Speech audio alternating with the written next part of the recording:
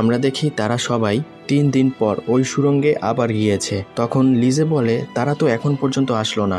কাইল বলে আমরা তাড়াহুড়া করতে করতে তাদেরকে তো সময়টাই বলা হয়নি যে আমরা কোন সময় ফাইট করব। তারপর তারা সবাই ওই স্থানে একটা পিকনিক বসায়।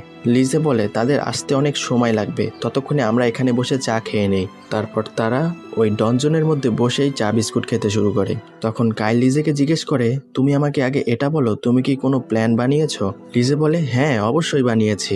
উর্জা বলে আমরা জানি না জিততে পারবো কিনা, কিন্তু আশা তো করতেই পারি। কিছুক্ষণ পর আমরা দেখি ওই দুইজন ডিমন এসে হাজির হয়। তো গাইস, ওই দুইটা ডিমনের নাম যেন কি ছিল? ও হ্যাঁ, মনে পড়েছে, একজনের নাম গার্নিয়াস আর একজনের নাম হলো ইউলিকা। তখন গার্নিয়াস বলে তাহলে তোমরা ভয় পেয়ে পালিয়ে যাওনি? তখন কাইল হাতে চা নিয়ে তাদেরকে ধমকাতে শুরু করে। কাইল বলে তোমরা দুজন অনেক লেট। ধমক দেওয়ার সময় কাইলের শরীরের উপর একটু চা পড়ে যায়। তখন উর্জা আর লিজে মিলে তাকে পরিষ্কার করে দেয়।